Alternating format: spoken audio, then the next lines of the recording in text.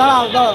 কলকাতার একজন রেড দপ্তরের জায়গাতে আমরা উপস্থিত হয়েছি ছাড়িয়ে ধরো। এবং সেটা শুধু এই কারণে নয় যে এসআইআর একটা প্রক্রিয়াকে এত লাখ লাখ মানুষের নাম বাদ দিয়েছে।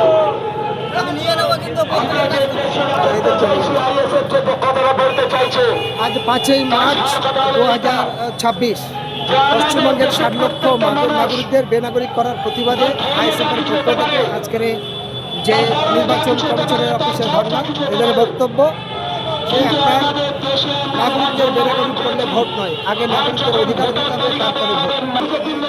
কি বলবেন আজকের এই ধর্ণায় নিয়ে? বাংলার মানুষ যদি ভোট নিতে পারে, বাংলার মানুষ যদি ভোট দিতে পারে, নির্বাচন কমিশন থেকে বা কী লাভ, আর মুখ্যমন্ত্রী থেকে কী লাভ, আর প্রধানমন্ত্রী থেকে কী লাভ?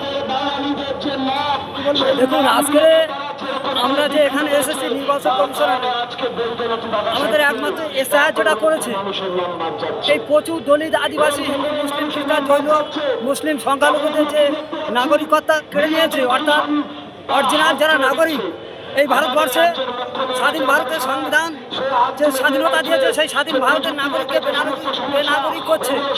এটা মোদী সরকারের চক্রান্তে ইলেকশন কমিশনার যেটা করছে, এটা অযুক্তি করছে। সুতরাং আমরা নাগরিক হয়ে যদি নাগরিকত্ব না থাকে, তাহলে ভোট আমাদের দরকার নেই, প্রয়োজন নেই। সুতরাং আগে আমাদের নাগরিকত্ব দেওয়া হোক, তারপরে ভোট ঘোষণা করা হোক। নইলে ইলেকশন কমিশন বাংলার মানুষকে বেনাগরিক বানিয়ে ইলেকশন করতে চাইছে। আমরা বলতে চাইছি, বাংলার নাগরিক যতক্ষণ পর্যন্ত তারা পূর্ণ ভোটার অধিকার তালিকায় নাম তুলতে পারছে, ততক্ষণ পর্যন্ত কোনো ইলেকশন হবে না। কতদিন পর্যন্ত ইলেকশন বন্ধ হবে? যতদিন পর্যন্ত। আপনার নাম কি? আমার নাম অঞ্জিত মন্ডল। কোথা থেকে আমি ক্যানিং থেকে এসেছি। কোন দল করেন? হ্যাঁ, কোন দল করেন? আইএসএফ দল করি। কি বলবেন আজকের ধর্ম নিয়ে, কি বলবেন? আমাদের ভোট অধিকার কেড়ে নিচ্ছে, এরকম মুখ্যমন্ত্রী প্রধানমন্ত্রীর দরকার নেই। আগে ভোটার তারপর ভোট, আগে ভোটার তারপর ভোট। কি বলবেন? বাংলার মানুষকে নির্বাচন কমিশন ধোঁকা দিয়ে চেপে রাখা চলবে না, তার প্রতিবাদে আমরা গণমিছিল করেছি। কোথা থেকে এসছেন আপনি? আমরা মিনাখা থেকে উত্তর চব্বিশ মিনাখা থেকে। উত্তর চব্বিশে মিনাখায়। কোন দল করেন? ISF Indian secular front. বাংলার মানুষের ভোট আগে ভোটার লিস্টে হবে, তারপর ভোট প্রক্রিয়া শুরু হবে। আর বাসন্তী ব্লক থেকে এসেছি।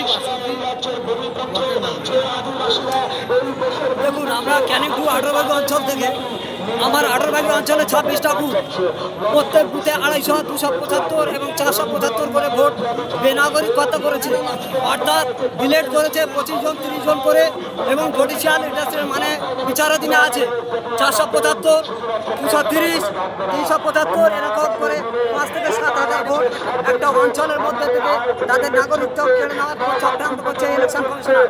সুতরাং আগে ভোট ঘোষণার আগে এদের নাগরিকত্ব দেওয়া হবে ইলেকশন কমিশনারকে। আমি জানাতে চাই আপনাদের মাধ্যম দিয়ে, এই মিডিয়া মাধ্যমদের মাধ্যম দিয়ে জানাতে চাই যে অরিজিনাল যারা নাগরিক, তাদের নাগরিকত্ব কেড়ে নেওয়া উচিত হবে না।